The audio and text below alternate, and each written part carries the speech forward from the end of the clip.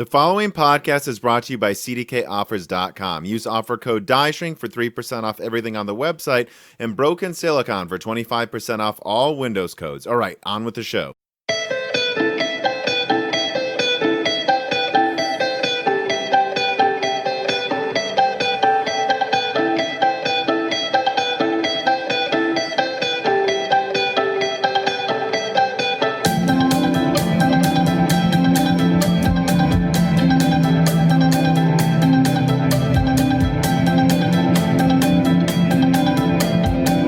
All right, and welcome to Broken Silicon, a gaming hardware and sometimes server hardware podcast. It is, as of this week, the number 9 podcast in the Philippines and number 7 in Paraguay, and actually number 50 in Malta. I bring up Malta just because I had a teacher that was an advisor to the Maltese government, but I'm getting entirely off subject, just trying to show love to some of our overseas fans. I'm your host, Tom, and I'm joined by a fan favorite.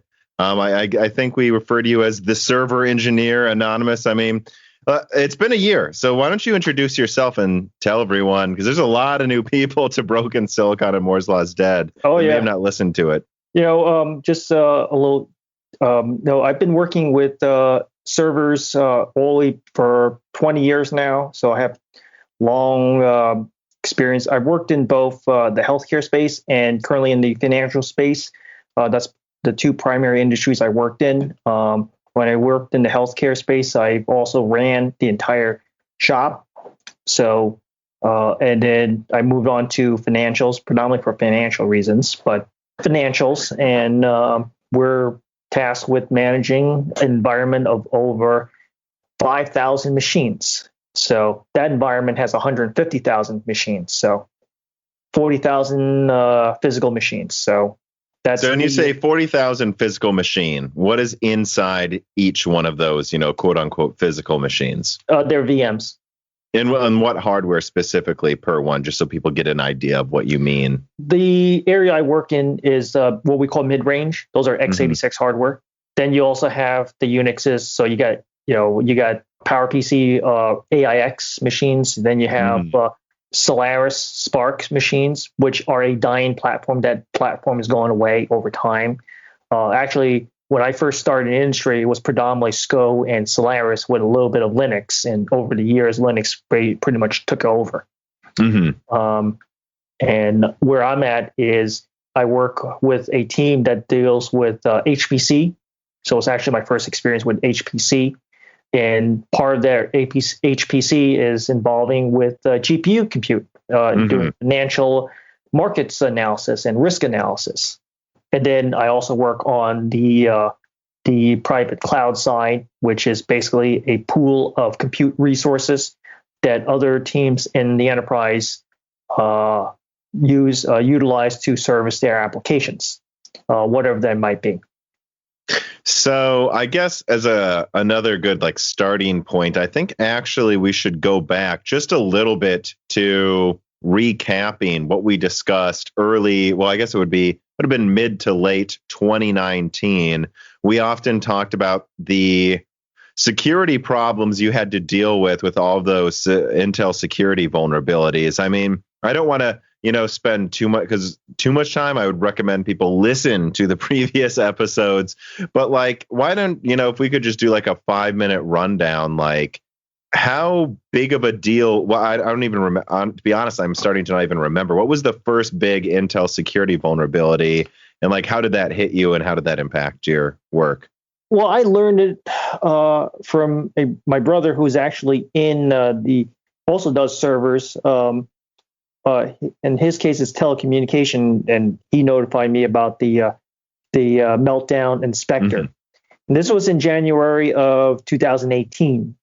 And I think when we looked into it, I think we realized this was a major, major deal, because the biggest impact is basically when you run virtual machines, where applications where you can actually jump the barrier between virtual machines. So you can get data running on one virtual machine to another, or you can actually leak real data out.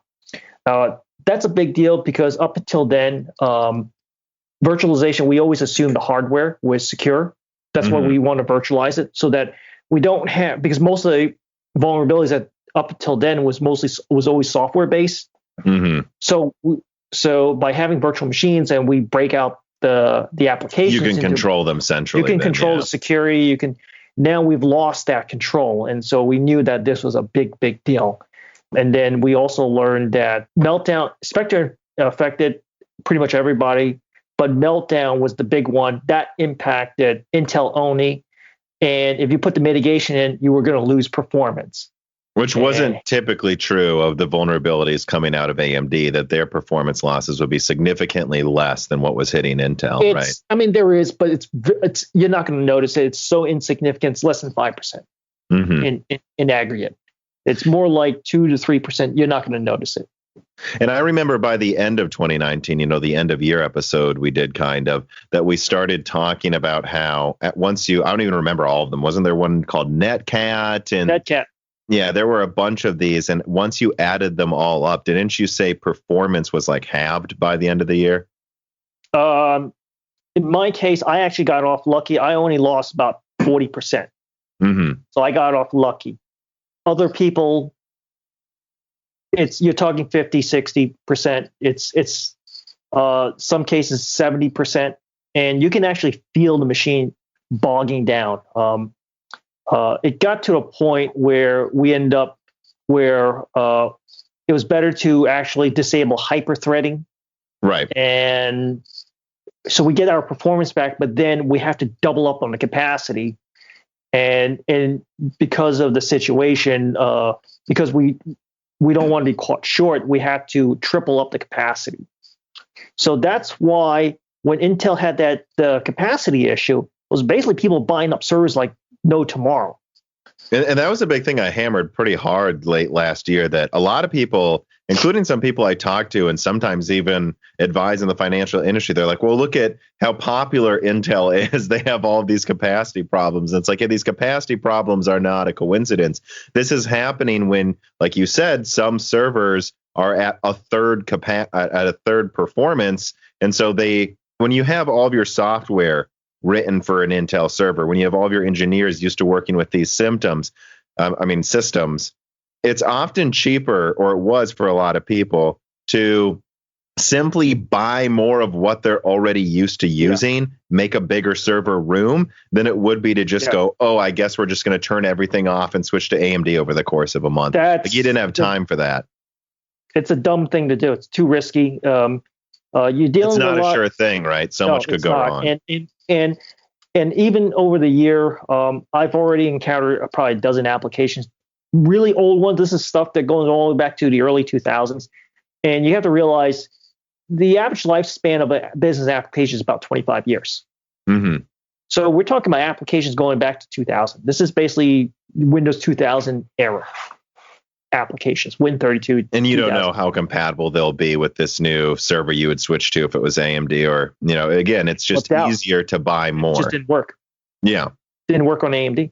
That's a very big reason why the capacity problem happened with Intel, was actually their own mistakes were making them sell more chips temporarily. It's the reason was, at the time when CPUs weren't nearly as powerful, so they had to build them as close to the hardware as possible to get the most performance out of them, which was great for CPUs of that era. You're talking about Pentium 2 errors, Pentium 2 errors. But then the downside is that if you need to switch, it's very hard to switch. And I got burned by this too. Is these days, what I look for is, before I enter into any kind of vendor relationship with any hardware, whether it's hardware or software or services, is I always look for an exit strategy. Before I even enter into the relationship, I'm always thinking, how do I exit out of it? And how do I exit out of it with the least amount of cost and pain and problems possible? If I can't exit out of the platform easily, I don't enter into a relationship. It's that simple. And have you been looking at through that perspective more so now than before, or were you always looking at it that way? Because it seems like a lot of people were basically, it's a harsh phrase, but stuck with Intel. Nearly as powerful. CPUs weren't nearly as powerful, so you have to go after performance. That was at that time. Today, you pretty much have all the resources you need. You want to make sure that you want to commoditize all your hardware and software and services. So you want to have, and the ability to leave is your ultimate trump card over the vendor. It's the ultimate hammer you have over a vendor. It puts the power in your hands, and you must maintain that power. And that's why it takes a lot of people couldn't leave Intel, though. That's when they realized that, when all of this happened. Well, you can't, I mean, even I couldn't, even I couldn't as easily, I still have Intel Xeons, but it's pretty much for the smaller applications, for those older applications. And, like most, we're trying to hold on to our Intel because there's a cost of switching over. Which is something you talked about, too, that you can't just be like, certainly 10% better than Intel isn't good enough. 20%, 30%, double usually isn't. It takes it would take something just magnitudes better to make at you least switch. 4 times.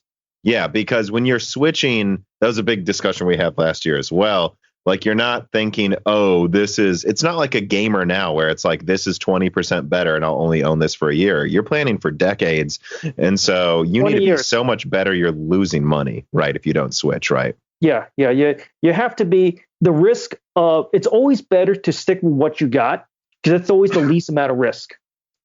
It's all about, when you deal with servers, unlike desktops, it's all about risk management, risk mitigations, and you always want to pick the least risk. Money's not an issue because the cost is the downtime, not the hardware. At least in like financials, medical, like critical operations. The operation's more important than saving a buck. Yes, because when I was working in healthcare, one of the things that keep me up at night was having the system down, and then the physicians in the ER don't have the data in a timely manner, and the person dies. Right. So Plus that's something we talked about so much, though, was like AMD would just have to be, light years better. VI Past writes in, just like you guys can if you support us on Patreon, and he says, has the cost to benefit ratio for converting to AMD happened yet, or is buying Intel still more cost effective? They're still validating. So right now, and because of the pandemic, any kind of validation is being put on hold. Oh, so that doesn't help them at all. So it's going to be about, at my workplace, it's being pushed off a year. They were going to look at EPYC this year, but because of the pandemic, that's going to be pushed off. Yeah, I remember you saying that in the first podcast you're on, I believe you said it was episode 8. You were talking about how, maybe, by Zen 3 or 4. And then all of a sudden, like, more security vulnerabilities kept coming out to the point that you were like, well, you know what? Now we might do it by Zen 3. But then now this pandemic hits. And so it looks like it's being pushed back again, right? That, just to recap it for people listening, that was my understanding. That's for most companies. And in fact, again, it takes at least an entire server cycle. And the entire server cycle is about 10 years. So that's why I always say it's 20. Really, the make and break year is 2025. Right. Because you have to go through an entire server CPU server life cycle. So you would say all this instability from, the COVID-19 pandemic in many ways, I shouldn't say help, that's not, it hurt. No companies liked having to deal with this, but you're saying that that's kind of maybe cemented Intel for a little bit longer with some people that were thinking of switching, at least with your company. We can't speak for everyone, right? Actually, it's probably going to hurt Intel more than AMD. Yeah. What I learned last year, we had a year-end meeting, and I learned that the hardware team, they're going to go for all Intel servers. They're going from 7-year cycles down to 3-year cycls. This is something that I've heard from the few peers I get to talk to. They've switched all of them to 3-year cycles now. So, well, they can't switch to AMD yet because of validation. They've certainly cemented a much shorter cycle for using Intel then. That's corporate. And we're talking about, 40,000 machines having to cycle every 3 years instead of every 7 years. Well, and so I guess, that's one conversation. But now that Zen 3 is officially announced and we know public raw numbers about it, like, what is your take on how competitive Zen 3 is with what Intel has right now? For your older monolithic Windows-like application, it's going to make a significant difference. Games are monolithic applications, right? And they're generally latency intensive, right? Yeah. Well, the bigger interconnected cache is going to make a big difference on those types of applications. The stuff I work on is mostly like the cloud stuff, the container stuff, the small app stuff on Linux, because they can fit into the smaller cache of Zen 2. We'll probably get a boost, but not by much. I don't think more than the standard 15% or something. Probably not. Probably maybe 5%, maybe 10% at most. So you don't think that for your uses, Zen 3 changes the situation that much? Like, no. They're just AMD's better than Intel still. Yeah, I mean, it makes a bigger difference for the Windows applications. Now, and of course, that varies depending on, again, there are some types of servers, there are some types of applications where Zen 3 could be this giant increase. But you're saying, at least for you guys, this isn't that moment yet where it's 4 times. Where would you put it at if it isn't? Well, when I compared Broadwell Xeons to Zen 2, it was already 4 times. It was actually... You mean Skylake or Cascade Lake or whatever?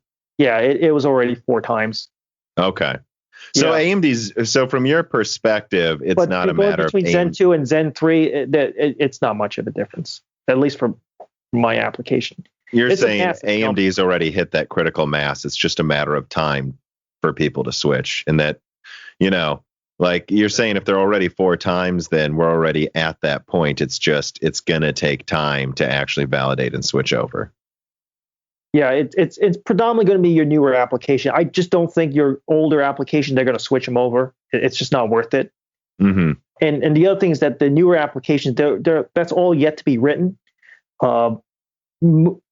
Most of you are probably familiar with Twitter and Google and Apple and all those companies, and Amazon. Those companies are pretty small in terms of the number of servers they use, relatively, than what the vast majority of business use, both big and small. And the vast majority of applications... You're talking like institutions like major banks and stuff like that. Pretty much any company. Like your retailers, your large retailers, your smaller franchisees, let's say McDonald's. Well, Amazon isn't a small company. They have a lot of data to handle on their servers. I'm talking about the aggregate of all those cloud hyperscalers is still not the majority. You're saying like quite literally, yes, we know Amazon is announcing they're switching, but Amazon is not the entire market. That's what you're saying. Yeah, it's not the entire market. Most of those applications they run a couple applications on. And they're generally very, very old applications. I don't see them ever switching to AMD. And quite frankly, Intel's actually cheaper than AMD on those small servers. Mm-hmm. It's when you get to the big servers. In what ways are they cheaper? Is it just literally they're selling the CPUs for less money, the servers for less money, or what? It's total price of the server. Mm-hmm. And it's easier to get them, versus a small AMD server. Okay. Well, Jordan writes in and he says, hey there, as far as I'm aware, Intel has had a much higher server chip market share than AMD for quite some time. As AMD, well, yeah, that's an understatement. As AMD continues to deliver more compelling products in server, do you foresee companies adopting them given the greater inertia in the space compared to the consumer market? If so, over what type of time scale? Cheers, Tom. I don't expect AMD to get to 50%. That's not going to happen simply because of the volume that Intel... And you're not even talking 10 years. You're just talking ever? You don't think ever? Or it would take Intel basically going out of business for that to happen? You're basically going to have the entire enterprise market go over to cloud, and they go over to virtualization, and they are going to go with, by that point, and a lot of those hyperscalers are going to go with AMD. So hyperscales by AMD, then all the entire enterprise market goes to the cloud. And so their applications work on AMD. Mm-hmm. That's probably that's I believe is probably AMD's strategy, rather than try to go after these kind of small outlying sites or even businesses running just basic applications. They're not even doing a lot of virtualization in a lot of these businesses. This is in the SMB world. Mm-hmm. It's only really the big companies that are doing the virtualization. Smaller companies, they don't really do that. So a lot of security vulnerabilities with Intel, it really doesn't apply to them either. Mm-hmm. Let me ask you it this way then. So you're saying if, and I know this is kind of because I just want to put it into perspective, kind of what you might be suggesting. If Intel literally didn't release better products, they just kept selling the same ones they are now forever, do you think AMD could take over 50% market share in 10 years? Definitely not 10 years. So even if Intel literally just basically kept selling what they're selling now forever, you think people would just keep using Intel? In the enterprise space, we want steady Eddie. They want, what's more important to them is supply chain stability and security. So in fact, that you think people will basically just replace servers that break and they just keep buying the same ones instead of moving to AMD? They just replace them every 5 years. Those businesses, they replace them every 5 years. In the conversation, a lot of them are done through the channel partners. That's the thing. Right. And a lot of the way I'm kind of steering this part of the conversation is, then what part of the market do you think is, shall we say, interested in the performance increase AMD has over Intel in the server market? So you're saying AMD computing field. Right. But so do you think it's probably 30% is the most AMD could ever hope for? If not 50%. I think the most they can do is 35%. 35%. Okay. And that's actually, for Intel, that's a danger zone for Intel too. Yeah, it's kind of like how I explained to people with Nvidia versus Radeon. It's AMD will never get to 50% market share in gaming desktops. It's well, yeah, but you have to understand how much at this point Nvidia relies on their gaming revenue. If AMD got to 40%, that's a problem for Nvidia. It's kind of the same thing with getting to 35% in server versus Intel, right? Well, the way I see AMD going to 50% is basically a lot of businesses giving up on having their own hardware. Oh, I see. And so basically going to people like Microsoft and Amazon to run the servers for them. Google, yep. And they're going to want security. So I guess what you're kind of saying then, though, is if you do get your Amazons and your Microsofts, to switch over. They're the distribution channel. So AMD's. Right. So I can see, and this is... So you can see 50%, but they would have to basically rely on Amazon and Microsoft. So it would have to be more than 10 years from now, because you don't see that happening right away, right? I'm more conservative on timelines. People always think that's around the corner, and it's not. I've been in this industry for a long time. It's just not going to take that short a period of time. Even 10 years is a bit optimistic. Mm-hmm. And that also goes with ARM as well. The idea of ARM taking over, I don't see that happening. Not to even get a shot. You're talking at least 30 to 40 years out. Well, who knows what computers we'll be using by then? My God. Yeah, you have to rewrite all your applications. You got to revalidate. And the other thing is that is it really worth it? What's my return on investment for remember, businesses got to pay for labor. It's not like you're in a hobby, you get to do your own stuff. No, business got to pay labor, and they got to have a secure, reliable source of labor and talent. And if you don't have a lot of people with talent on the ARM side, they're not going to do it.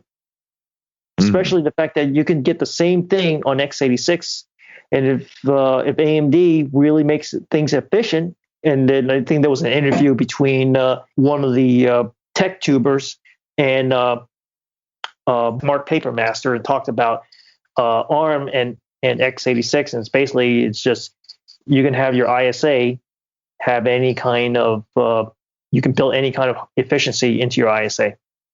So Potatoes Are Life writes in and he says, "Hello, Mr. Server Guy. Glad to see your return. Just a few questions. In Broken Silicon 25, you said it takes about 5 years for a software stack to mature for a new product. Has this been accelerated for AMD because of the continual issues Intel faced?" I think you said yes to that, right? That was accelerated. It's accelerated, but I mean, I stand by 5 years because I know how these companies work. I know how they act. I've also known how how I've done it, I mean, when I was in the healthcare space, I had less red tape there because I ran the show. And to go from Intel 32-bit CPUs to Intel 64-bit Xeons, this is 32-bit Xeons to 64 Xeons, took 8 years to do. Took me 8 years to validate and test everything. From 2006, didn't finish it until 2014. So if you think about it, I don't have a lot of red tape, and yet it took me that long. What makes you think that a company is going to, with a lot more red tape, a lot more bureaucracy, is going to get done in 5 years, in less than 5 years? And then you also run servers personally, though, right? Yes, I do. So that's why, and that's something in past episodes, I think some people were confused. He's like, well, he says he has this, but then he doesn't. It's like, you have to understand you're in charge of, like, at work, and then you also have other servers you run for all different types of things, right? That's with my people.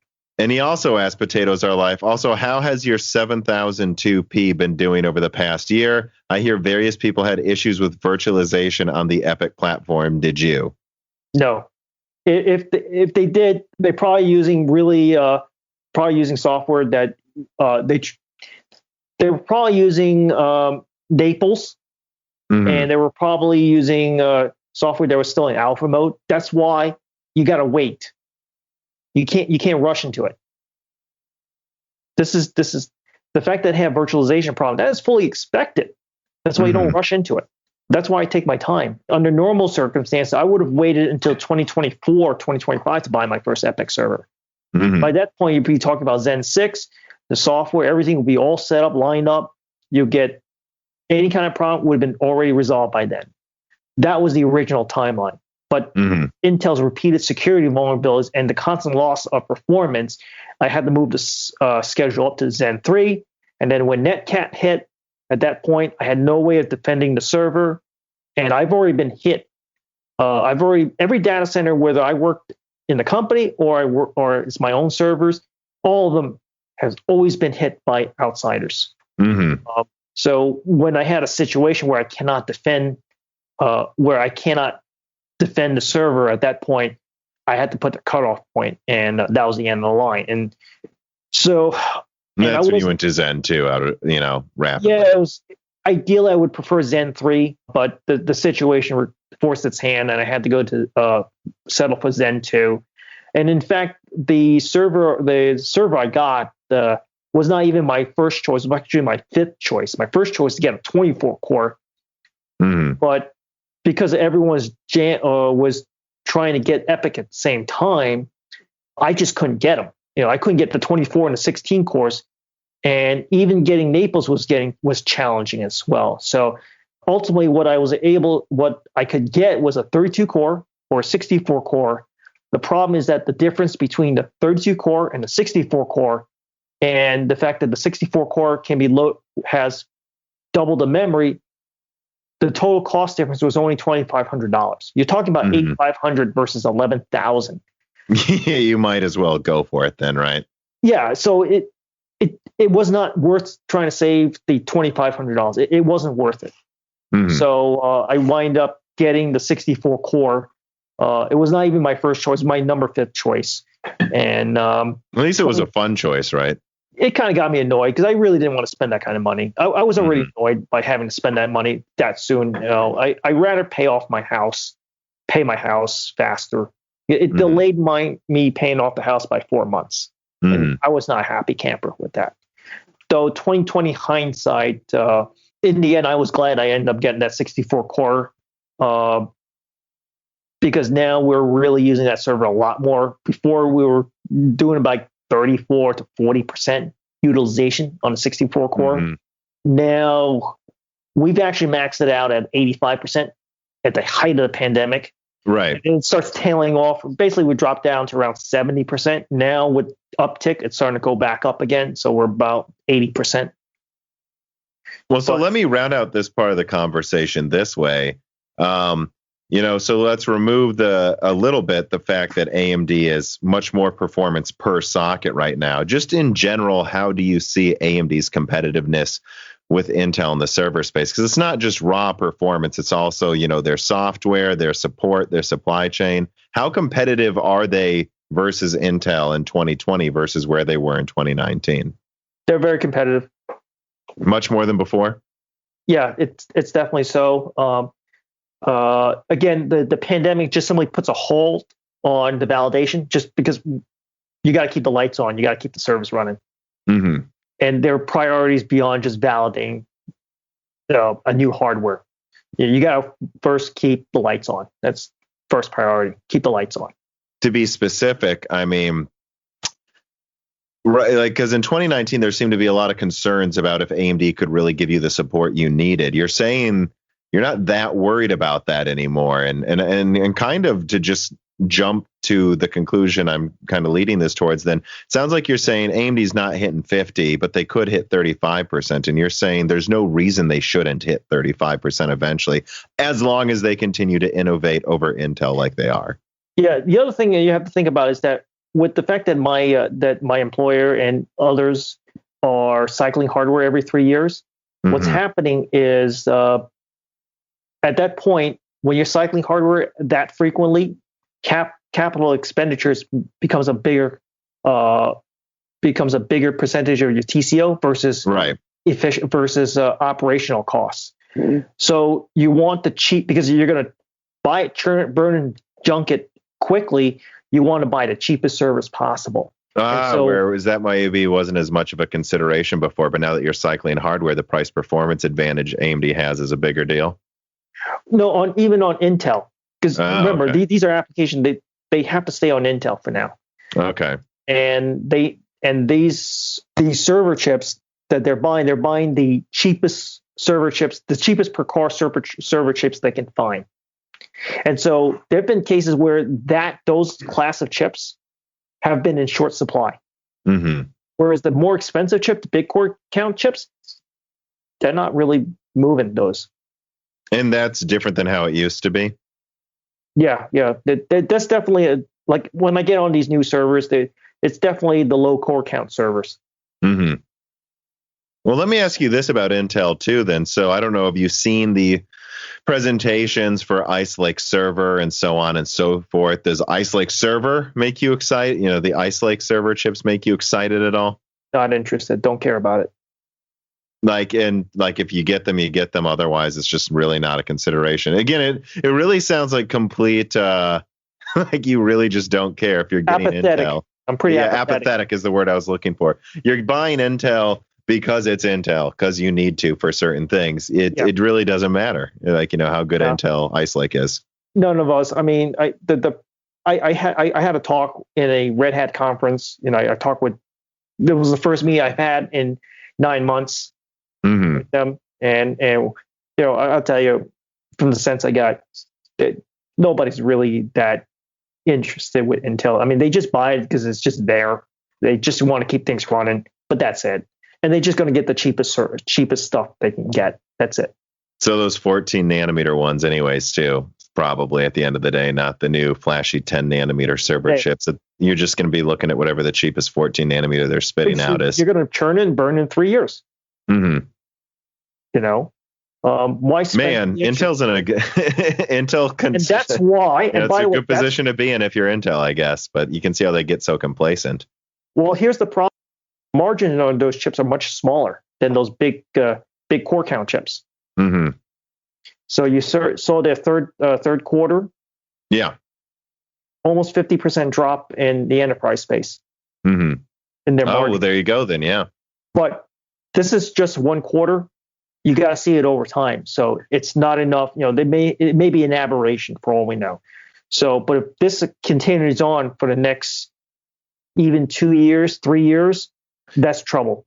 Oh, so you're saying if people continue to look at Intel as what they have to buy instead of maybe wanting to spring for the better, higher profit margin ones, that's so on the one hand, Intel is in a good position in the fact that they're cemented into several markets at like really high market share. But on the other hand, you guys are buying the better price performance stuff. The cheapest. Yeah. So Intel does need to improve still, just so you guys start buying stuff they can make more money off of. Well, the thing is that we find is that we have to you don't know what the performance is going to be like. You don't know what the security situation is going to be like after 3 years. So why buy the better chips if you don't know what the value you're going to get after 3 years? Why spend the money for that extra? Why try to future-proof something if you don't know what the actual value you're going to get out of it after 3 years? And you're talking about if you're buying tens of thousands of machines, that's hundreds of millions of dollars, if not billions of dollars. No. They're not going to do it. They have, the company I work for, they got to answer to shareholders. So let me move on to this question, then skipping ahead a little bit. I mean, how would you summarize in even just your perception, right, of Intel's security at this point, late 2020? Like, we're 1 year since episode 25, almost exactly, I think, maybe 10 months since then. I don't remember. Like, how do you view Intel's security now? Because versus then, you had a lot of bad things to say. Like, how do you see them now? They're trying. I mean, they did improvements in Cascade Lake. That definitely helped. However, they still get hit. And at this point, we can't play whack-a-mole. Yeah. So we're just going to assume that they're not secure, and we're going to. That's kind of the question I'm asking. You said that last year that you just assumed you're going to lose performance over time with Intel. So you still assume that. Yeah, and that's why the companies are going to 3-year cycles. Oh, so right. Of course. Yeah. So think about it. So in my personal case, I generally keep my servers 10 years. Right. Okay. Because I don't want to have to cycle the hardware that frequently because it's a pain in the neck. It takes a lot of time and effort. And I'd rather make money instead of wasting my time. So I keep the hardware for 10 years.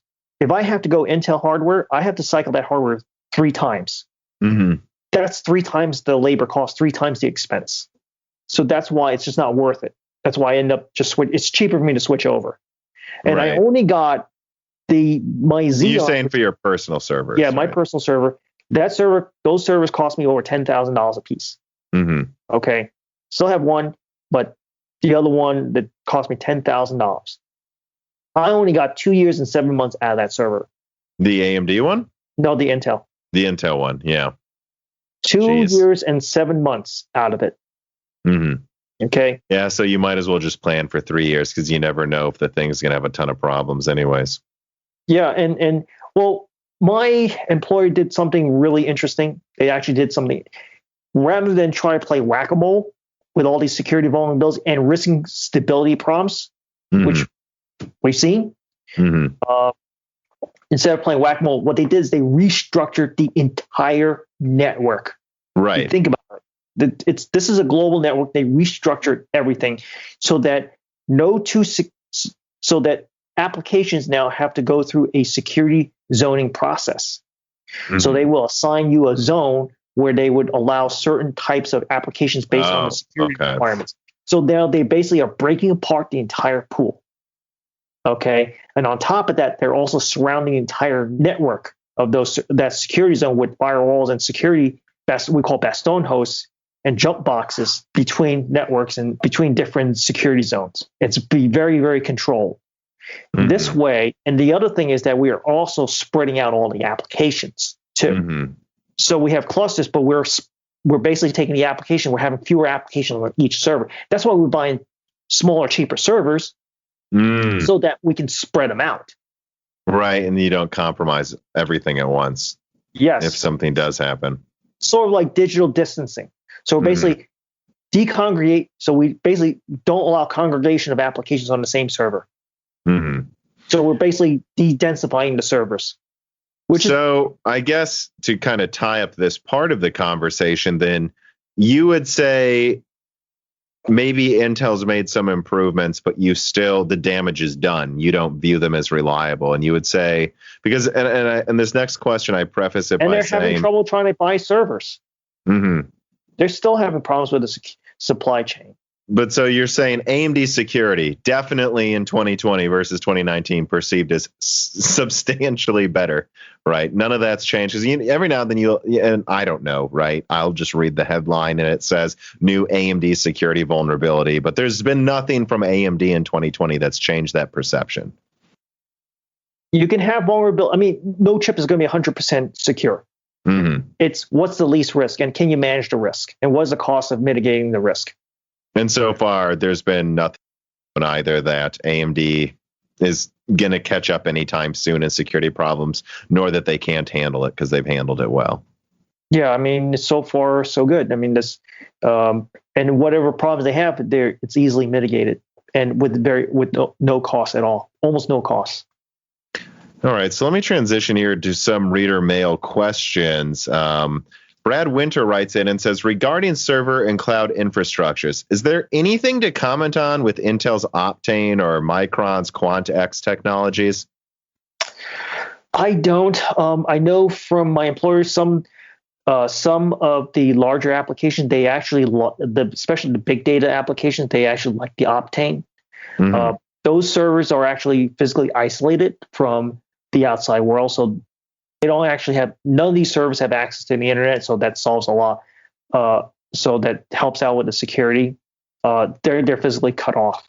So VI Past writes in, have you seen anything in the pipeline that would make Radeon viable in AI or professional development? Almost all the applications I use all seem to either gain performance with CUDA or outright require CUDA cores for function. I currently work with 3D modeling and grammetry. Yes, right, but you're going to see it you're seeing it first in the supercomputing space. You're seeing more Radeons going to supercomputing space. In the enterprise space, and where that reader has where he's at 3D, I just don't think you're going to see it right away. The thing is that CUDA's got a 10-year head start, and it's very hard to break that, because one thing that Nvidia did very well is that they actually cultivate an entire generation of people who are tied to their platform. And it's very hard for those people that have invested 10 years of their lives into that platform to change to a different platform. It's just not worth it to them. They're too far into it. And that's also why, back in my early days, in my early career, it was hard for people to switch from Linux to Windows, is because those people, they have spent their whole lives on Windows, and it's very hard for them to change, especially the fact that by that point, they're trying to put their kids through college, they have retirement. They don't want to have to go back to square one and relearn everything. And the other thing is that, and I'm starting to feel it myself, is that when you start getting a little older, your learning speeds start to slow down. So it takes longer to learn a new skill, and you have less and less time to get a return back on the time invested. And you get a point where you want to spend time with family and not on this stuff. As much as you like it, the family is starting to become more important.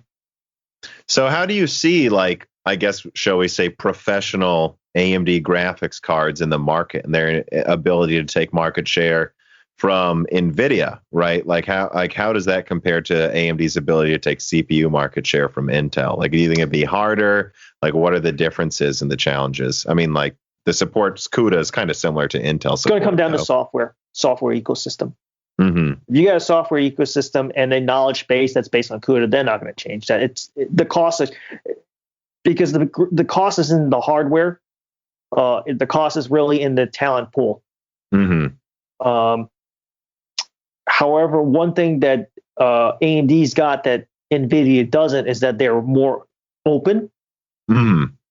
And this is my tip to anyone who's wanting to get into the industry. You want to have your skills be tied to an open platform, because then that protects your skills. You don't want your skills to be tied to a closed source platform, because then you put all your eggs.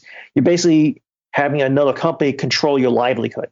You don't want that. And so, and you're going to see companies, especially the newer companies, they're going to want to have control over their own destiny. And they want to have software they can control.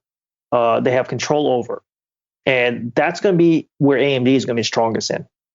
So there's also, AMD's got features that Nvidia does not do well.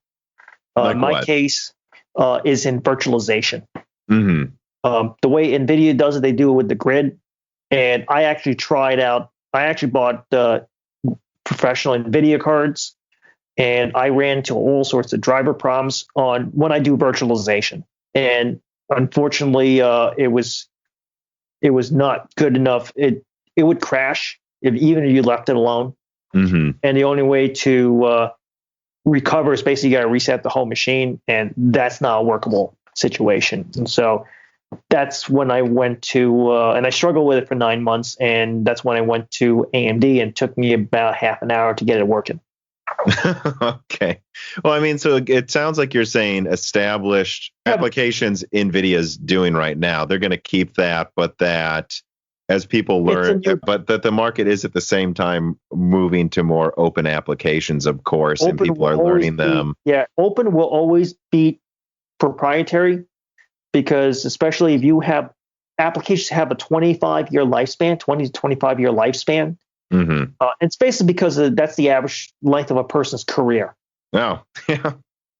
So, you know, it's funny, by the way, I've heard people say, when is AMD going to have an answer to CUDA? Like they should have their own version of it. And I go, well, I think their answer is to stay open, right? I don't think AMD's going to, right? Yeah. They're never going to compete by making a closed thing, right? They won't be able to make it. No, it's the thing about it is that proprietary anything just don't age well. Mm-hmm. And now I'm not in that space, but in the embedded space, I know people that work in that space. I'm not in that space, but one of the biggest challenges is trying to support really, really old system. It just gets really, really hard. If you have an open system, it's always easy to get support for that, because of course, even if the company is gone, you can still get access to software. Someone can do something with support. And somebody else, enterprising, can actually start a company supporting that old system. But if you got closed source proprietary software and there's no one there to support, well, you're kind of done. Mm-hmm. It dies. It goes away, and you can't get it back. And so proprietary just don't age well. And that's something that we all see in our space, is we see that. That's why we want everything to be open. So I guess then the next logical thing to ask is, how do you see Intel entering the server market with their graphics cards, right? Like, or their, compute cards. Like, how do you see their ability to compete? It's probably hard to say because they don't have a whole lot right now, but like, do you think it'll be even harder for Intel to get in, or do you think maybe they just have an advantage because they can sell it through their servers they already have a large market share in? Well, if they try to put something proprietary, they're not going to succeed. Mm-hmm. By and large, the industry is getting tired of proprietary anything. This one is not really with AMD, but this is actually something that AMD is really pushing on. It's called HCI, Hyper Converged Infrastructure. Mm-hmm. And in a nutshell, it's just a kind of fancy term for saying virtualized machines, virtualized networks, and virtualized storage. So you have software-defined networking, software-defined storage, and virtual machines. Mm-hmm. Running on a pool of machines that's complete. So you have your infrastructure completely abstracted from the hardware. Mm-hmm. And the reason for that is then you're not tied to any proprietary platform, and you can integrate the management and the resource management and the security on one roof that you have control over. Mm-hmm. That's why it's such a big deal in the server space. It's called HCI. Hyper. I'm actually doing that at home. I'm doing it at my data center, and we're doing it at work too. All right. So I've got a few random questions here before we transition into another phase of the conversations. Dominique Koch writes in, he says, why are CPUs and frankly anything of the sort vulnerable to over-the-air hacking? Why can't every component avenue of attack in a CPU be encrypted with something like an RSA key? They're trying. AMD is as close as you can get. We're going to eventually get there, what we have is we have different states of data. So you have data at rest, in storage devices, hard drives, SSDs. That's actually has always been encrypted in the enterprise space. So you have self-encrypted hard drives. I got those. What's new is that we have something called data in flight, which is in the memory. So the memory is encrypted. And the area where the last bastion where you have any kind of vulnerability is called data in use. Mm-hmm. Yeah. And AMD's trying to solve that with the RISC-V, and I'm actually working on that. So I was going to do it this year. Unfortunately, because of the pandemic, I'm going to have to push it off to next year. Again, stability is just got to keep things running. I mean, I have not touched my own servers since the start of the pandemic. So just to follow up on this question, though, you're saying, well, they're trying to do that. Why do you think, and this may sound dumb, but like, why weren't they trying to do that sooner before? Or were they? Or like, why now? Because of the new vulnerabilities, because of this impetus, or just because they needed it? Right. So it's because AMD actually thought to do it, right? Exactly. Like an Intel just wasn't doing anything because they didn't need to. Frankly. Well, they have something called SGX, but that was basically a way of tying the software onto their platform, so you can't exit off their platform very easily. It's a stupid thing. It's completely ineffective. When I first learned about it years ago, I knew it right away. It's completely garbage. It was also power play to try to trap businesses on their platform. Oh, well. And I wasn't having any of that.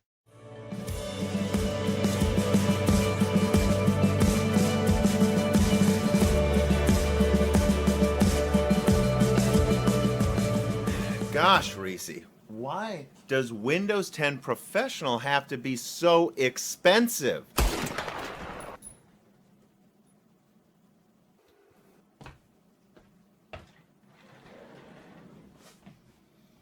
Don't listen to that, nerd. Listen to me.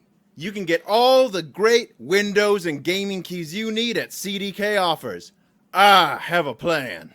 Go to cdkoffers.com to get all the Windows Professional and Microsoft Office keys you need, and games as well. Add them to your cart, and you can even apply one of them City Slicker promotional codes like DashRank for 3% off software and Broken Silicon for 25% off all Windows codes. I do have an account on this website, and it is ultra easy to use. Just submit your order, use PayPal, credit card, or Bitcoin, and go to Windows website to download Microsoft Professional. One more time, that's go to cdkoffers.com. They are a fantastic sponsor of Moore's Law is Dead. Use offer code DashRank for 3% off everything on the website, and Broken Silicon for 25% off all Windows products. Now, back to the show.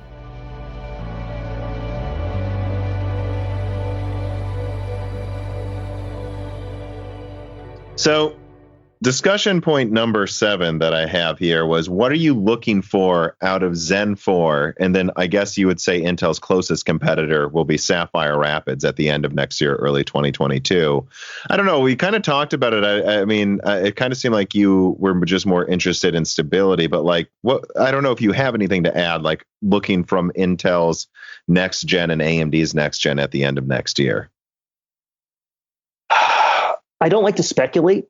Sure. I never like to make plans or think about what could happen, because you're wasting your time, you're wasting your energy. You want to focus on what you can do at the moment.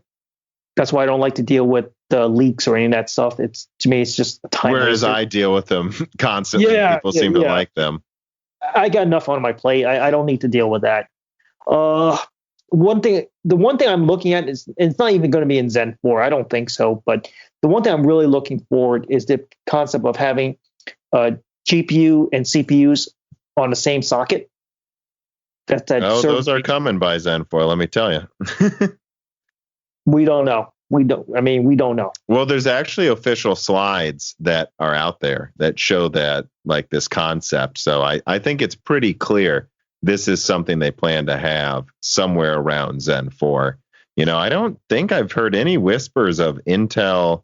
I mean, it is something Intel's working on, but more firm stuff coming out of AMD on that. There's really no reason Intel couldn't try to do that as well. But I mean, so it's mega APUs. You don't want to have a graphics card in there next to the CPU. You want just one giant socketed chip, right? Well, it makes the systems a lot cheaper. Instead of having, because a lot of the cost of the server is the chassis and the cooling. And especially if you're putting in GPUs, the cooling and the power delivery is the biggest concern you've got. That's why I buy servers. I don't do a deal. A long time ago, I used to do DIY, but not with servers, but I used to do DIY. That's how I got into it. But building them yourself. Yeah, I used to build them myself, but as servers got more powerful, it was the biggest problem is that it was the cooling and the power delivery, and also the manageability and the hot swaps. Things that makes servicing a server with reliability easier, and it was actually cheaper just to buy the server, because really the most valuable part of the server is not the motherboard, the CPU, or the memory, or any of that stuff. It's the chassis and the power supply. That's actually the most valuable part of the server, is that. And so you would say then, more performance, more core is always welcome, but that at the end of the day, what would really depends on get your applications. Right, sure. But you're saying at the end of the day, what would really excite you is if they could finally make that kind of mega integrated graphics CPU server chip. Really, yeah, that's going to be really, because what AMD has is a feature called MX GPU. So the ability to have hardware virtualization. And I'm looking at the ability to be able to seal off applications from one another on the GPU. Oh, I see. Yeah. Because I don't want, one thing I don't want is, if I'm running multiple applications on the GPU, I don't want one application to kind of peek into what's going on the other process. Mm-hmm. And one of the biggest problems with one thing I learned on Nvidia is that a lot of stuff is done on software, and you don't have as much good fine-grained control over the GPU. Mm-hmm. What I find is that Nvidia, when you run it as a single app GPU, where the one app monopolizes the entire GPU, that's why NVIDIA is very stable. And that's pretty much how all the companies use their NVIDIA GPUs. They basically use a single app per card operations. Yeah, single app operations, which is basically what a game is. A game is a single app operations. Mm-hmm. It's one application monopolizing the entire GPU. Well, but that's something AMD is working on right now, that you see some of their, with Stadia from Google. I mean, I know they run multiple applications off of one Vega graphics card. That's the crucial feature that I am looking for, because I won't be running big applications. I'll be running a lot of little applications. They don't need the whole GPU, but I want to have them taking slices of the GPU. And it's actually more efficient. Oh, yeah. From a power standpoint. Because, you're fully saturating one card using 300 watts instead of maybe half using it at 150 and then powering a whole other card. And, there's energy lost from doing that.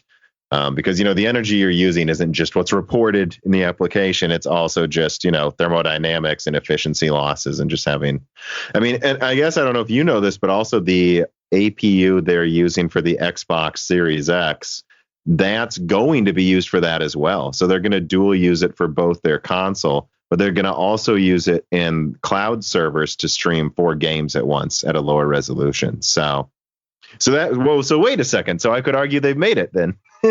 Your dream has come true. It's the Xbox Series X. Well, they have to.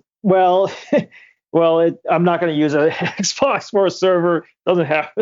Well, it's not literally it wouldn't be literally an Xbox in the server, but they're going to use the APU that they're literally socketing into the console just gotta wait for them to have it make it and readily available for everyone. It has to be readily available in the channel. So, again, I don't like to think about something that's theoretical. I want to think about what's actually available at the time. Well, it's not theoretical for Microsoft. They have it. They have their server APUs. They're just not selling them to you right now, I guess. But you'd have to imagine eventually they might do that. If they're selling it to Microsoft, I don't know though. They will. By the way, the other thing is that when you talk about CPU generations, that's not how I talk about CPU generations. I like to talk about server generations based on the memory they use. Mm-hmm. So you have going all the way back to 2000, you have the PC 133 memory, then you have the DDR memory, then the DDR2 generation, then the DDR3 generation. You get the DDR4 generation. The next one's the DDR5 generation. That's how I group servers together. I group them based on the memory type, because the Xbox One actually uses GDR6. Although I don't know if it could technically use DDR in the server use, but I'm guessing it's still just going to be a bunch of GDR6. I'm not custom, man. Not for you. I'm just saying. Technically, it exists if you work at Microsoft. That's all I'm saying. Yeah, that's not. But you want the more, what is it? Like you want a Milan or a Genoa version. You want the big, publicly available one. That's what would make you think a lot of people maybe they don't want to switch from an Nvidia graphics card like Quadro to AMD, but if it was in an APU, that might make them axe the Nvidia card. First of all, it's we don't bother with Quadros. We get Teslas. Right, but I think they're going to stop calling them Teslas soon. Yeah, they're worried it confuses people because it's apparently confused with cars. I don't know. But I don't know if you heard that, but they're going to stop calling them Teslas. I don't know. Whatever.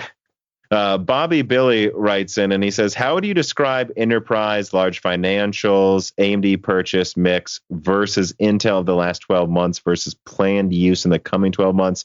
In other words, trail and test, experiment and trial use cases, dual source just in case, proper dual source with AMD.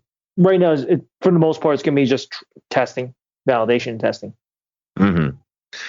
Tony in Pennsylvania writes in and he says, what does Xilinx bring to the table in the data center market? I see they have data center acceleration listed as a solution in their website. It seems to center around AI. How prevalent are Xilinx solutions in the data centers? How would AMD's portfolio benefit from the acquisition of them? That one, I'm not as familiar with Xilinx. I know what they do. They're much bigger in the embedded space, not so much in the server space. I think they really just got into it. I'm not as familiar with it. The first big really accelerator that we're familiar with is Nvidia with their Tesla cards. Mm-hmm. I just don't know enough about it. It's not a company I kind of dealt with. So from what I saw, that's mostly in the embedded space. Again, I'm not really in that space. Okay.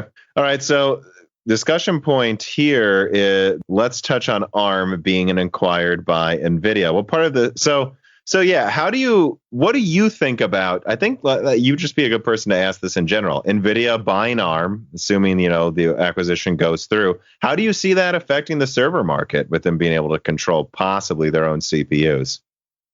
I think it's great for Nvidia. Actually, they're going to be able to build an entire appliance solution with their GPUs, and they're going to max out that performance. They're going to get the most out of their GPUs. And then basically you buy this, you can actually, what they'll do is they'll probably lease out to companies. Instead of selling them, they'll just lease them out, and they'll basically have the cloud applications, through containers or whatnot, basically just tie into it, and they'll just get a results back. I believe they'll probably be using RESTful APIs. They'll have RESTful APIs. So they'll send a RESTful API call to the appliance, and then they'll get back a result in probably JSON format. And then they'll go about presenting the data to whatever they got to do. And I think that's actually going to be great for them, because then we don't have, for a lot of companies, we just don't have to deal with the intricacies of the NVIDIA hardware. It's a black box. It's there. We call it. We got a problem. You don't have to worry about working them together. It's just one NVIDIA server, right? And then that's it. It's just plug it in, plug the network in, and set your calls in on your applications, and you're ready. You're good to go. It's actually pretty good. It's pretty cool. It's a good thing for them. I think they're going to be very successful and I think they're going to go to a leasing model. I think it totally makes sense, because then when the company's leasing, its lease gives NVIDIA kind of a steady recurring revenue for them. Right. And that's really good. It looks well for Wall Street too. That other people were just having instead of them. So yeah, okay. I mean, all I can ever usually say when people ask me about this is, well, I think it's a logical, thing for NVIDIA to do. I think it should benefit them. And then of course people ask, well, is this going to hurt other people though? Like, do you think AMD or Intel should be worried about this? You have AMD who makes good processors, decent graphics cards. They can sell them together. Intel's trying to sell graphics cards with their CPUs together, supposedly, if they can get their graphics cards off the ground anytime soon. And then now NVIDIA can combine them. Like, do you see this as really changing much, or just making it so NVIDIA? Yeah, because it kind of sounds like you're saying it's just going to make NVIDIA get more profits out of a part of the pie they were already in. Yeah, they can also expand, but again, it takes a long time to, it's changing platforms. To go from Intel to AMD, it takes a long time. For me to go from 32-bit to 64-bit took me 8 years. Yeah. So you think about those kind of timelines, I just don't see people switching off of x86 to ARM for 40 years at least. And you're saying basically, like, if someone got fed up with Intel, they're much more likely to just go to x86 at AMD, not Nvidia. They'll go to AMD at that point. If they're fed up with Intel, they'll go to AMD. But I guess you could say there's room for Nvidia to take market share in the ARM server market. It's not really one that's Intel and AMD. The other thing that no one talks about, the big pitfalls I see with ARM, whether you go to Amazon's Graviton processors or Microsoft or Google, is that are the software going to be portable between all the different ARM implementations? Mm-hmm. Because if they're not, you've balkanized the entire ARM ecosystem. Mm-hmm. And nobody in the industry is going to invest in hardware that's been balkanized. Okay.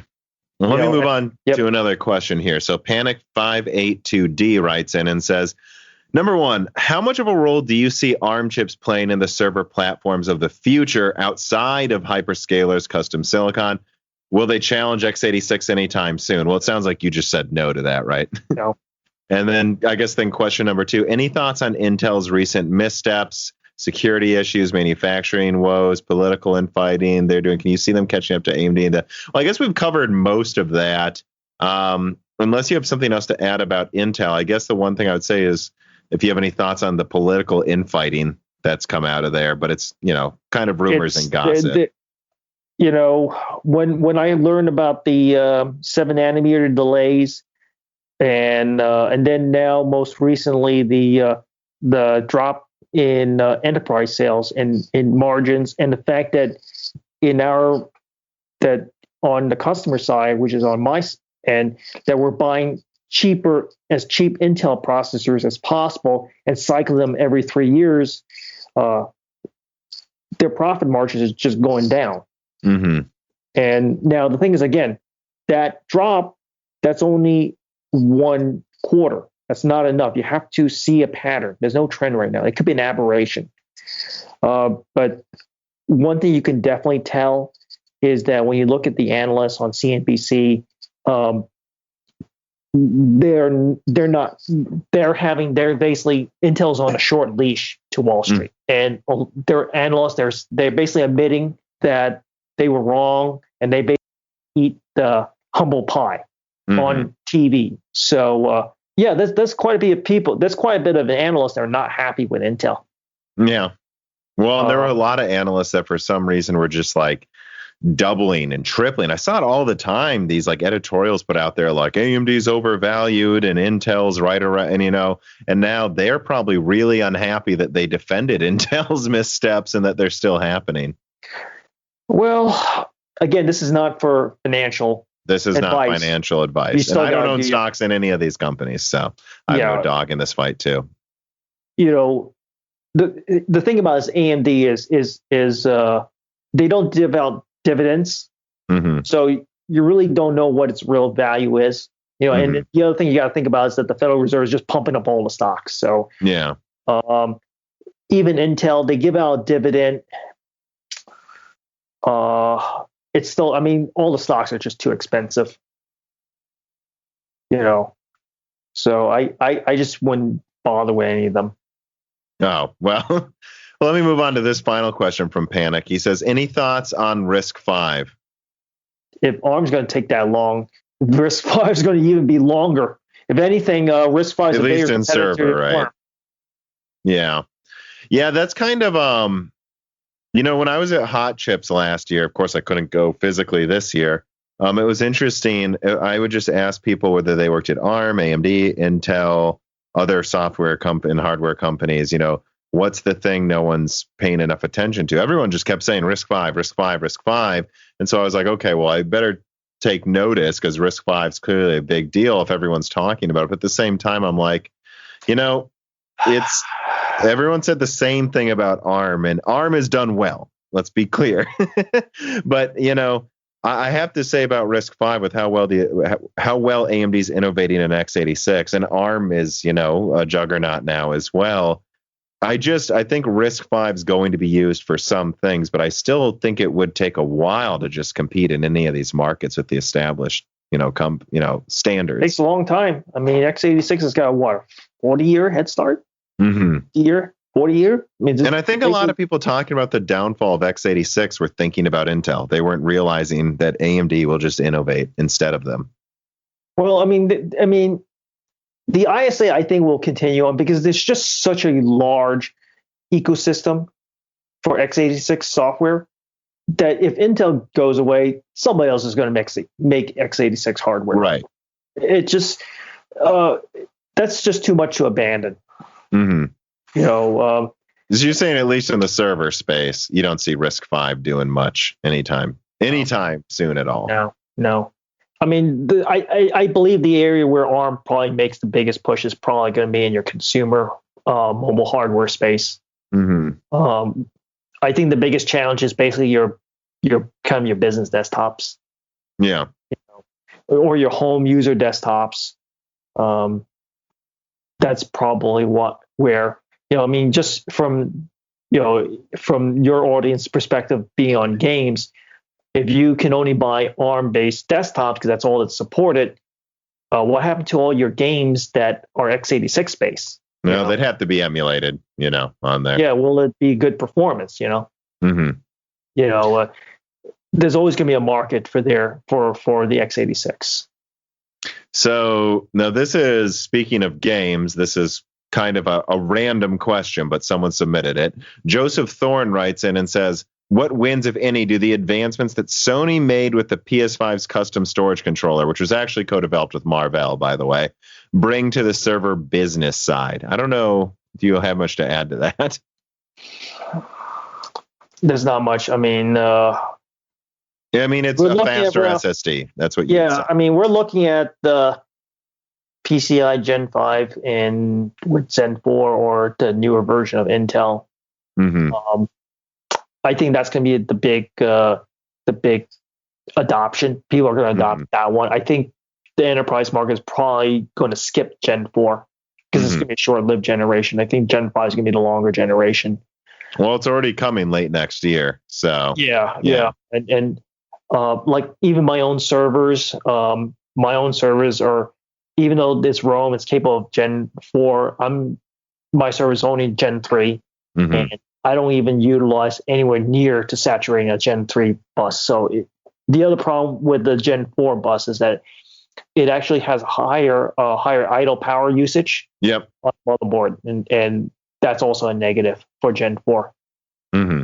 So all my machines, even my 3950X is on Gen 3, and I will not be using Gen 4. I will not be doing any 570 or anything like that because of power consumption. It's just not necessary.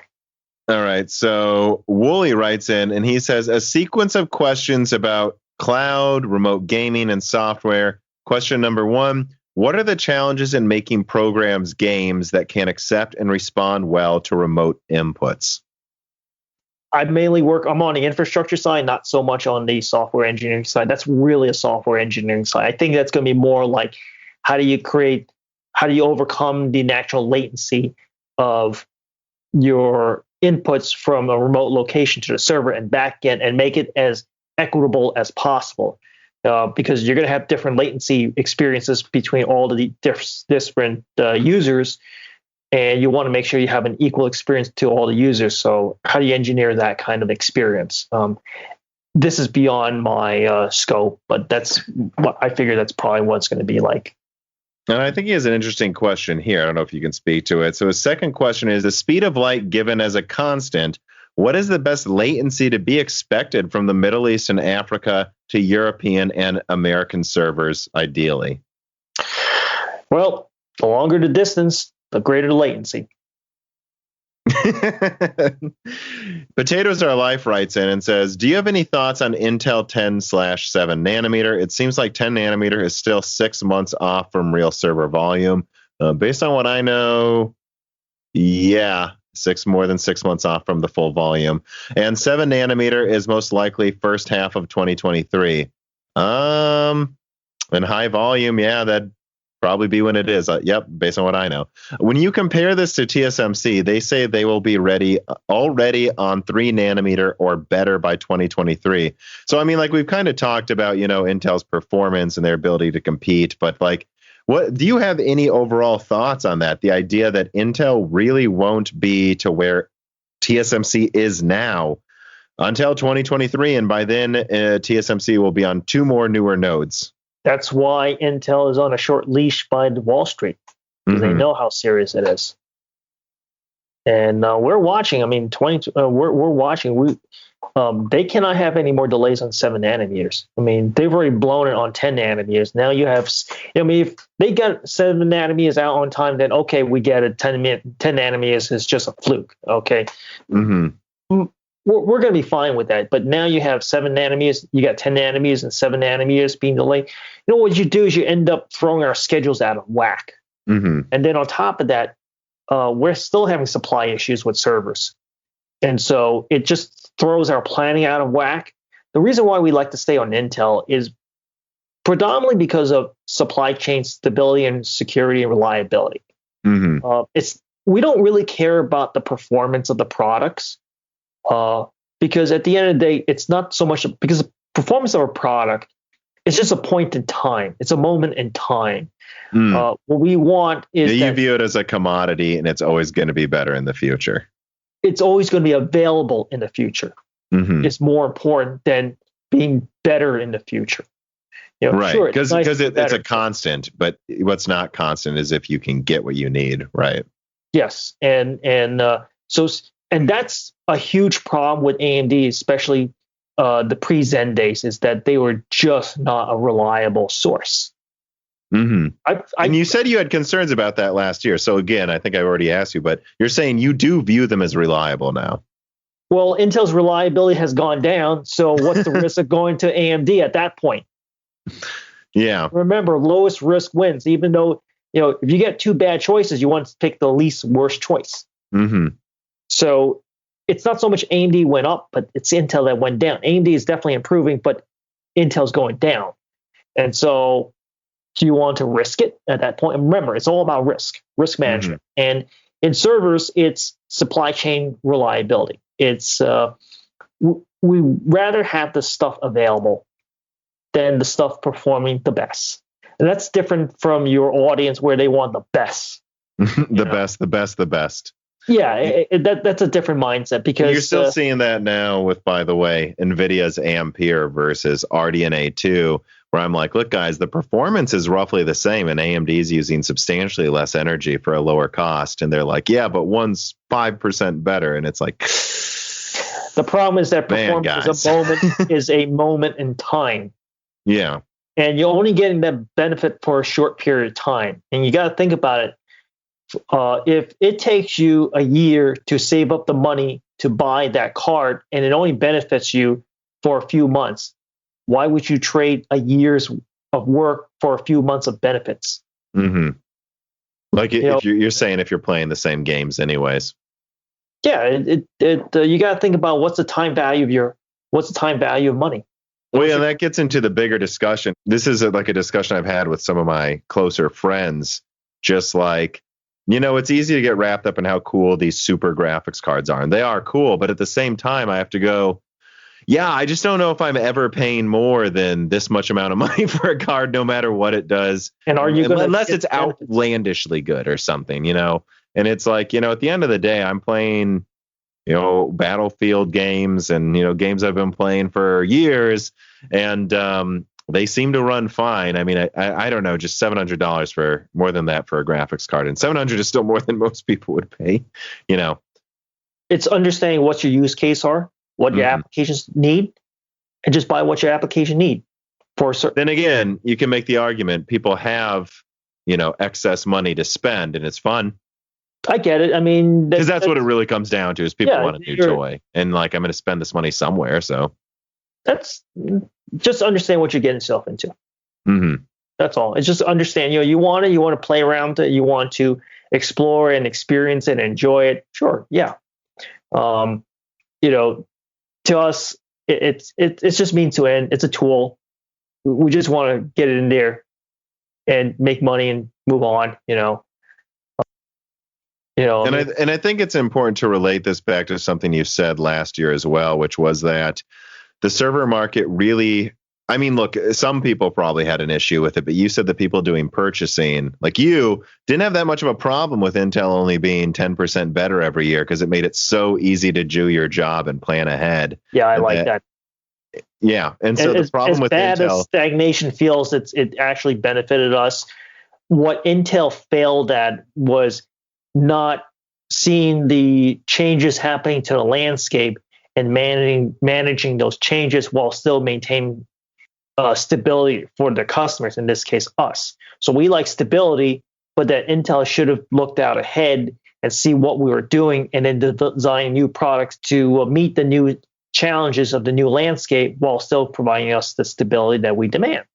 Mm-hmm. Like having, they see us virtualizing servers back in 2008. We're starting virtualizing all the servers, and they should have had the foresight to realize, hey, maybe we should start thinking about security.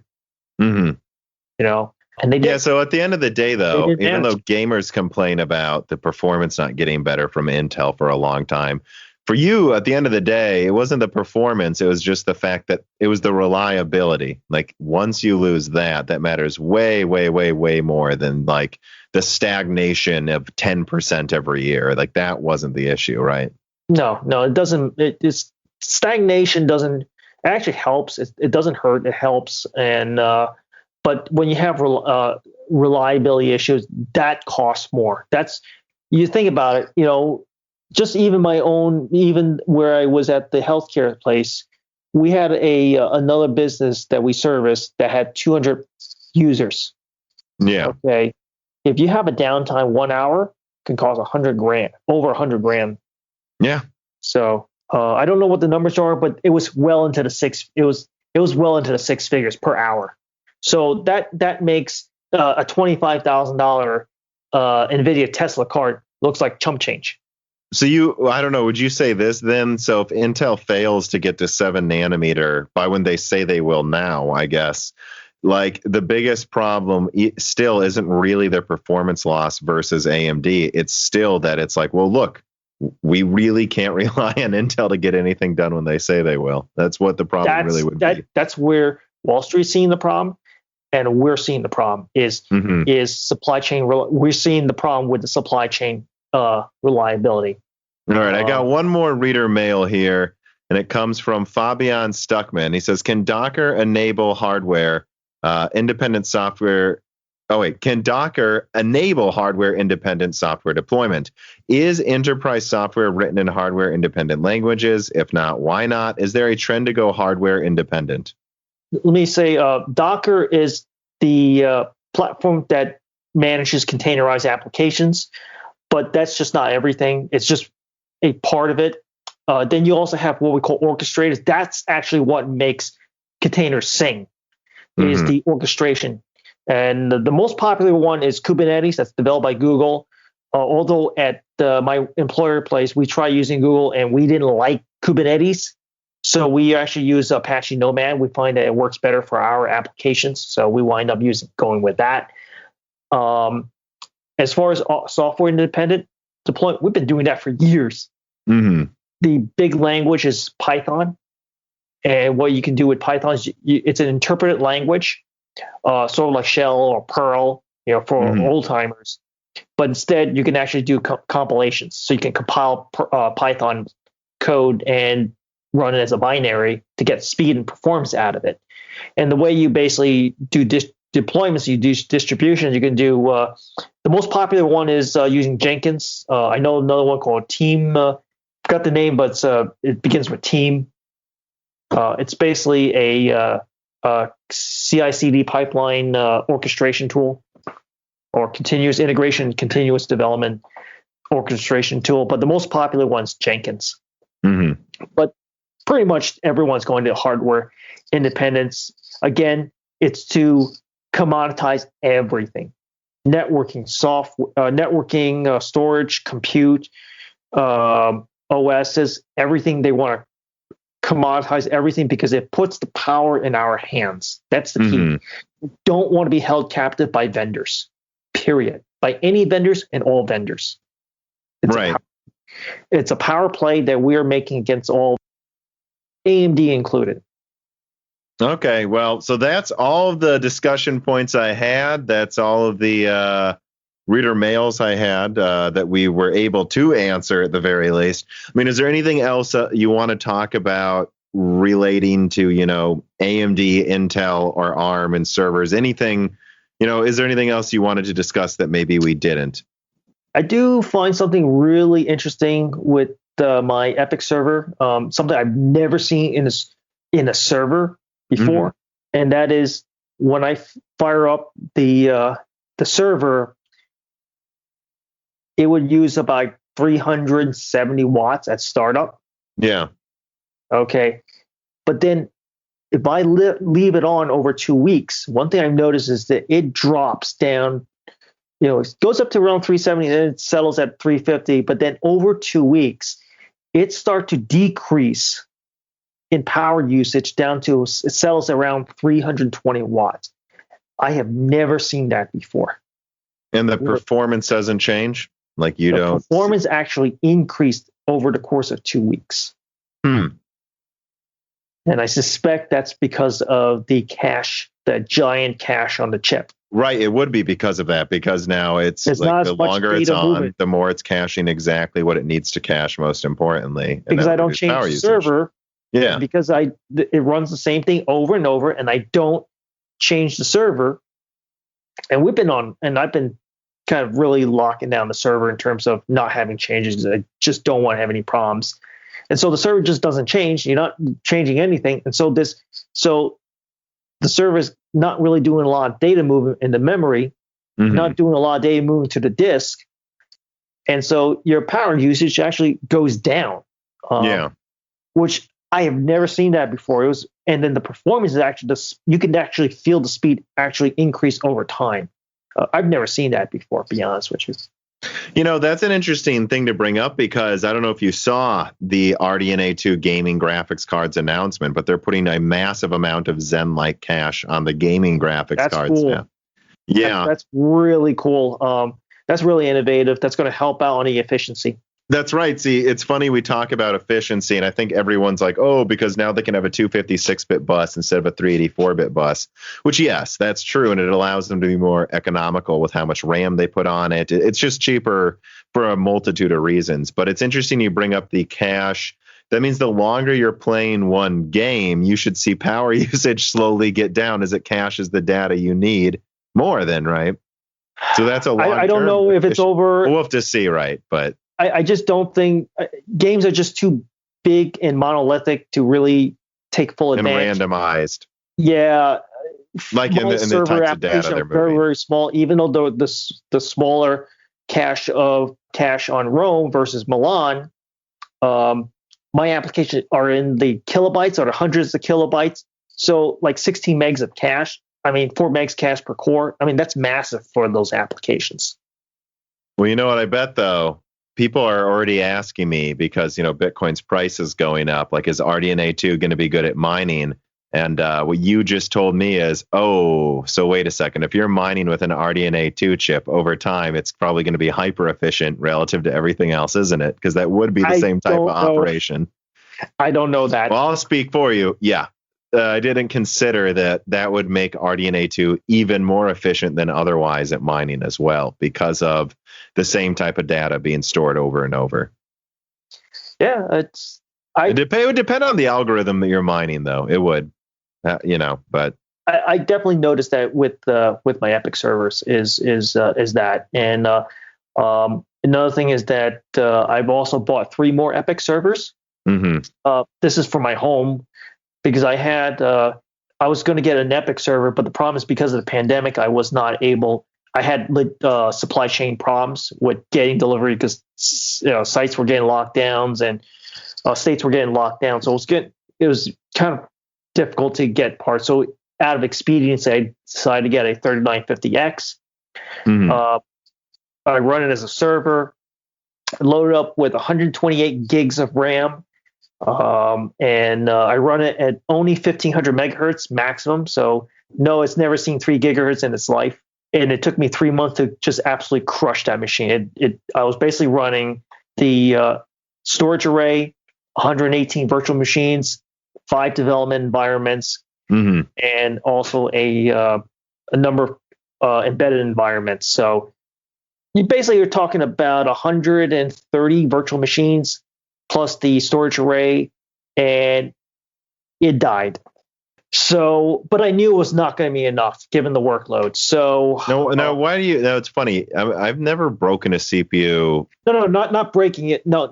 Okay. I was gonna say, I'm like, if it literally broke, that's not good. It shouldn't do that. No. It got to a point where it was the 3950X was so bogged down, it's spin locked, and VMs were starting to die on me. But you were using, what I have in my desktop, as a server chip. So that's still pretty impressive. It was able to do that much for you, I guess. I still had another 2/3 of applications and VMs to want to run to go. And I knew it was not going to be enough. So I bought 3 additional. And by that point, the other thing I've noticed, the biggest problem I've had with the 3950X is the memory capacity. Being only 128 gigs, I basically cut through that like a hot knife through butter.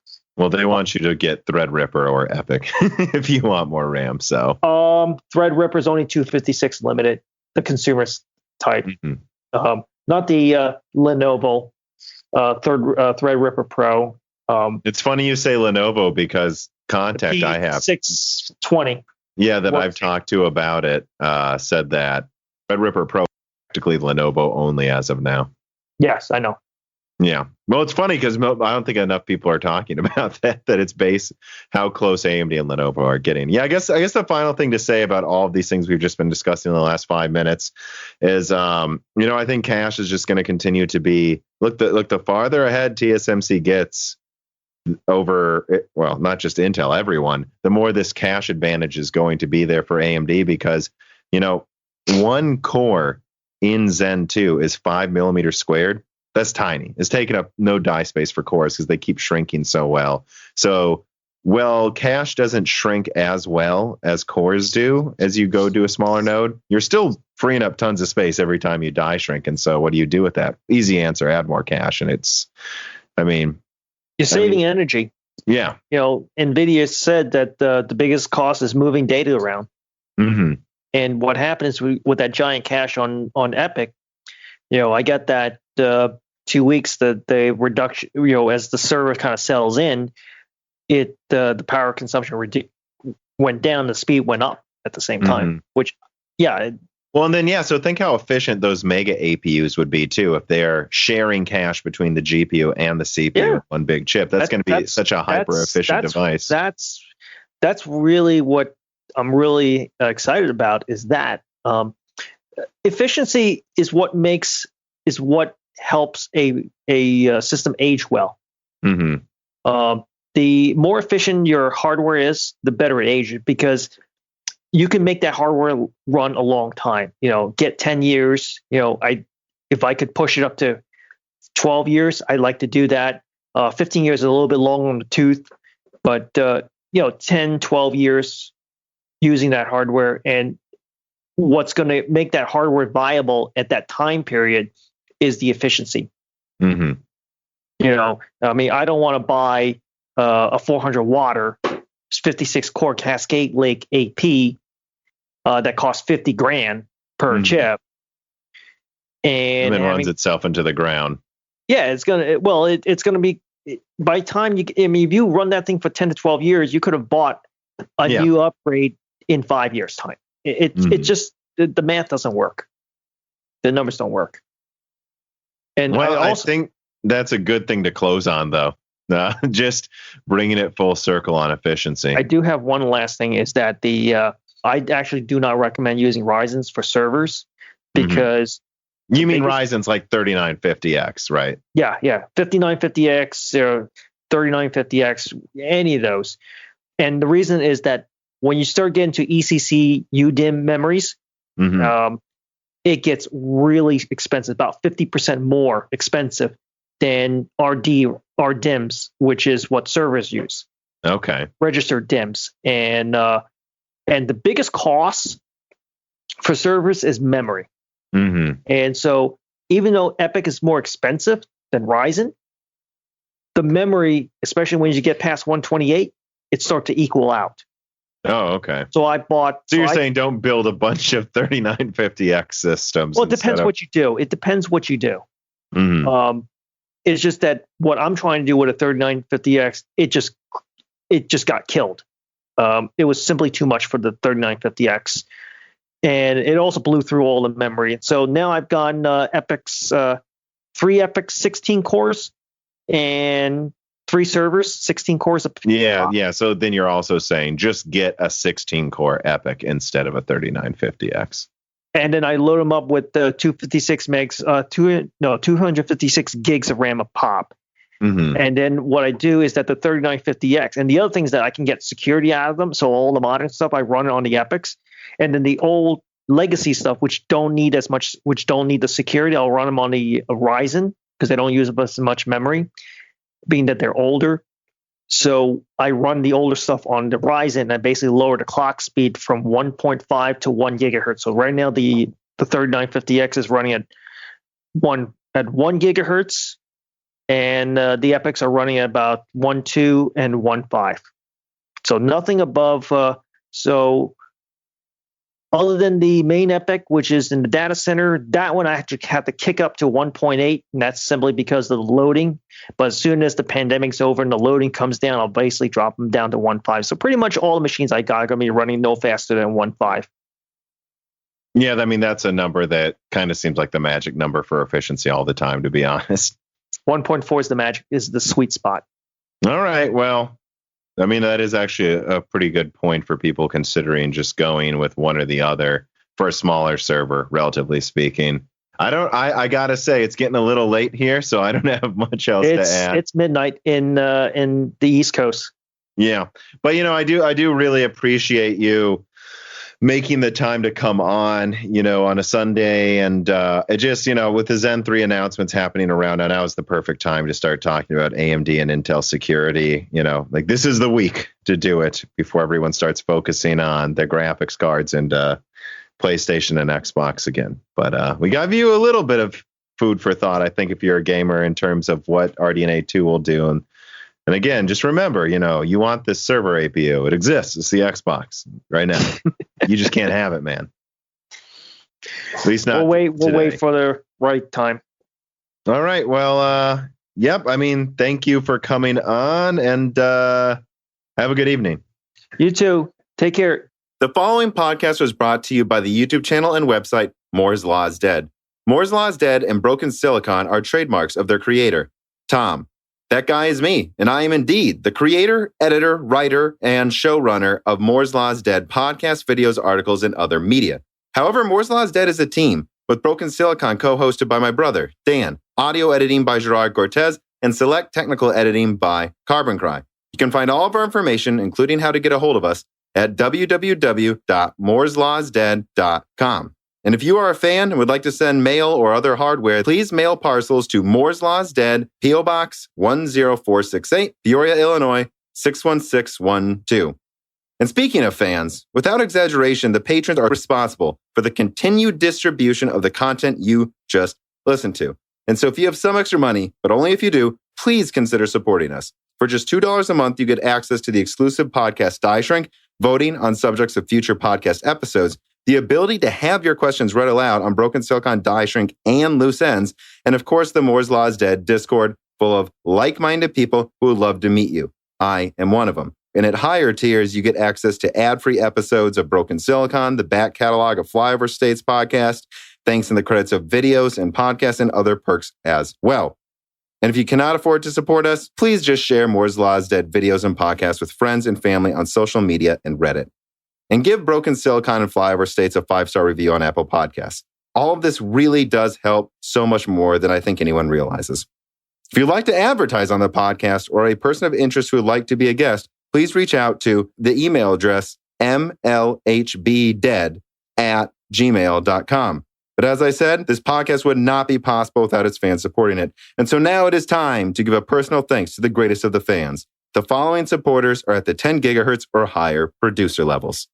Matthew McMullen, Tello, Steen, Benny Berlin, Justin Yant, Thomas Rupp, I Love You, Lynn and Jim Box, Joshua Albin, Muhammad Al-Kawari, Frederick Lau, James Krasta, Justin Parrish, Zachary Martin, Terrence Herod, Brad Bedlin, Phil S., Courtney Elliott, The Ninth Stu, Greg Renegar, TSPCFS, Chrysantine, Night Rogue 77, The Mechanical Philosopher, Lebo King Kilo, Fatboy Diesel, Daniel Hyde, Dave Kunke, Christoph Novak, Jack O'Neill, Matt Salem, Aaron Close, Juan Garcia, VI Pass, Sadler, Isaiah Gosner, Lethros, Talos, Hey There's a Kitty, Greg T. Wanchuk, Jacob Barber, Exoti, Hector Santana, Matthew Lane, Joe McMorrow, Jan Rauner, Robert Ducks, Drita Full, Ali Robertson, Eric Jackson, Jonathan, Job, Evan Dingle, Dominique Cox, Stefan, Original Ross, Cedia Tech, Sam MacArthur, Total Silo, Sol Connor, Michael Costa, Andrew S., Blake, Aaron Keith, Kerry Baldino, Endless Loggins, Tom Sen, Filippo, Justice Brennan, Ivan K., Trevor Power, Cyan Nora, Alenia, Joshua Staveness, Neil Nishbal, Franco Frederic, Hardware Numbers, Alex Carastillo, Dark Rain 2049, Leighton Perry, Joseph Karaman, Carlos Valdez, Carnivore Bear, Macdo226, Saber Z Bird, Zlicki, Matt Porshegi,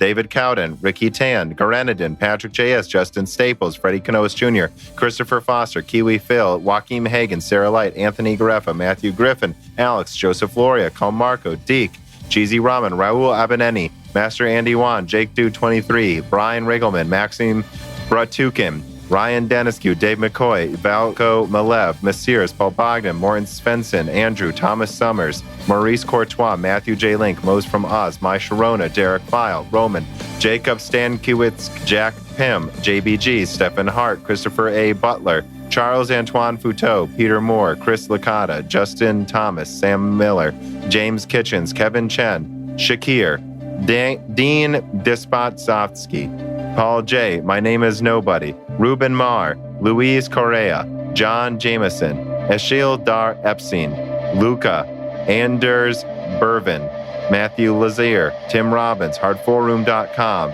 Susanna Maria, and Daniel Olson. And thank you to Sahara for the music.